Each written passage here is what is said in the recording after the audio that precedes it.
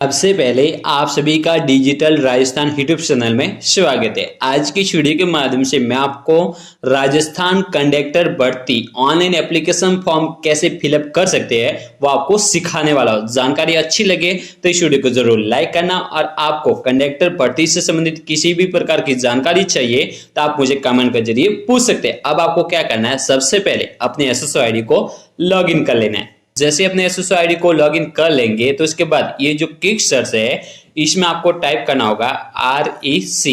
जैसे आप REC type कर लेंगे तो इसके बाद आपको रिक्वायरमेंट पोर्टल का जो आइकॉन दिख रहा है इस पर आपको क्लिक करना होगा। जैसे आप रिक्वायरमेंट पोर्टल पर आप क्लिक कर लेंगे तो आप डायरेक्टली स्टेट रिक्वायरमेंट पोर्टल पर आ जाएंगे, जो आप देख सकते हैं स्टेट रिक्वायरमेंट पोर्टल। अब मैं आपको बता दूं कि राजस्थान कंडक्टर भर्ती का ऑनलाइन एप्लीकेशन फॉर्म भरने से पहले आपका जो वन टाइम रजिस्ट्रेशन है वो होना जरूरी है। यदि आप स्टेट रिक्वायरमेंट पर पोर्टल पर पहली बार आ रहे हैं तो आपको सबसे पहले वन टाइम रजिस्ट्रेशन इस पर क्लिक करके आपको वन टाइम रजिस्ट्रेशन करना जरूरी है। लेकिन वन टाइम रजिस्ट्रेशन करने से पहले आपके जिस डॉक्यूमेंट से आप OTR कर रहे हैं, वन टाइम रजिस्ट्रेशन कर रहे हैं, उसमें आपका नाम, डेट ऑफ बर्थ और पिताजी का जो नाम है वो 10वीं रिकॉर्ड के अनुसार होना जरूरी है। यानी कि मान लीजिए कि आप जन आधार कार्ड से कर रहे हैं OTR, तो आपके जन आधार कार्ड में नाम, डेट ऑफ बर्थ और पिताजी का जो नाम है वो 10वीं रिकॉर्ड के अनुसार अपडेट होना जरूरी है।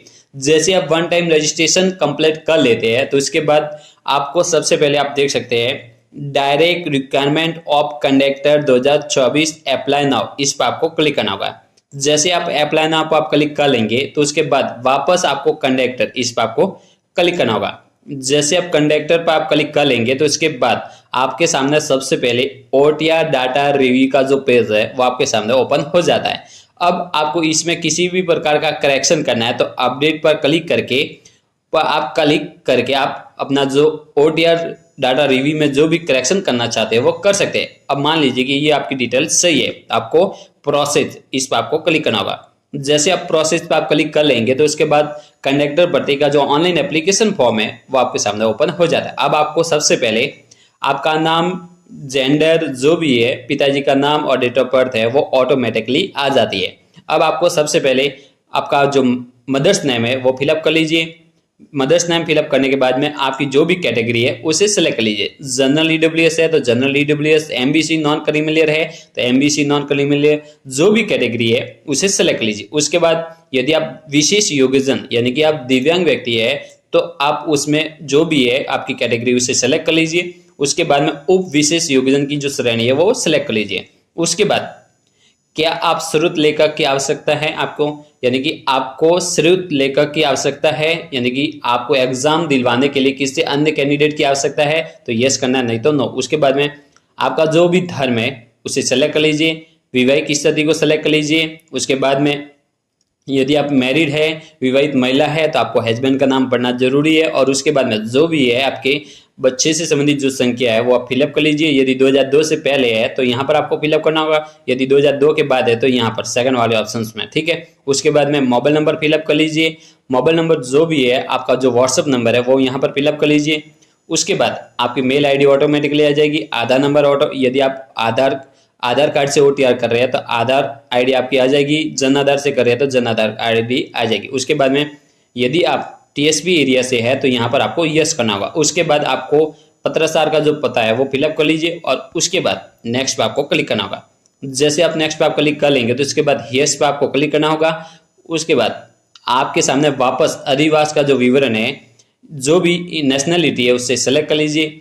आपका जो होम स्टेट है वो सेलेक्ट कर लीजिए, होम डिस्ट्रिक्ट को सेलेक्ट कर लीजिए। उसके बाद आपकी जो विशेष श्रेणी है, आपको सबसे पहले मैं आपको बता दूं कि यहाँ पर लाइसेंस डिटेल्स से संबंधित जो डिटेल्स है वो आपको फिलअप करनी जरूरी है। Licence number, valid up to licence की जो वैधता है, वैलिडिटी है वो फिलअप कर लीजिए।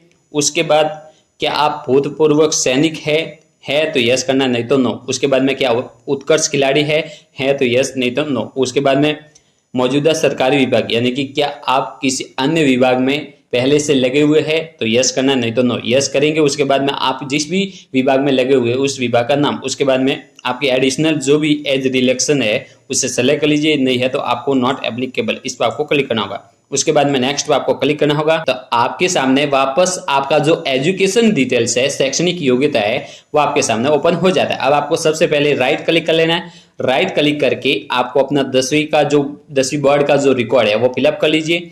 उसके बाद जो भी आपकी जितनी भी योग्यता है वो आप फिलअप कर सकते हैं। उसके बाद नेक्स्ट पे आपको क्लिक करना होगा।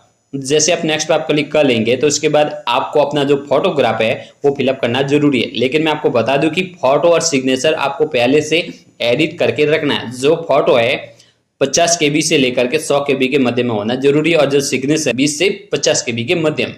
फोटो तो है 50 से 100 और जो सिग्नेचर है वो 20 से 50 KB। उसके बाद में आपका जो भी बॉडी मार्क है वो फिलअप कर लीजिए और नेक्स्ट पे आपको क्लिक करना होगा। जैसे आप नेक्स्ट पे आप क्लिक कर लेंगे तो जैसे ही आप अपना फोटो और सिग्नेचर अपलोड करके नेक्स्ट पे आप क्लिक कर लेंगे तो आपके फॉर्म का जो प्रीव्यू है वो आपके सामने शो हो जाता है। जैसे आप अपना प्रीव्यू चेक कर लेंगे, यदि उसमें किसी भी प्रकार की गलती है तो सबमिट करने से पहले आप सुधार सकते हैं। सबमिट करने के बाद आप उसमें संशोधन नहीं कर पाएंगे। तो आप अपना फॉर्म का प्रीव्यू अच्छी से चेक कर लीजिए। अच्छे से चेक करने के बाद उसे सबमिट पर आपको क्लिक करना होगा।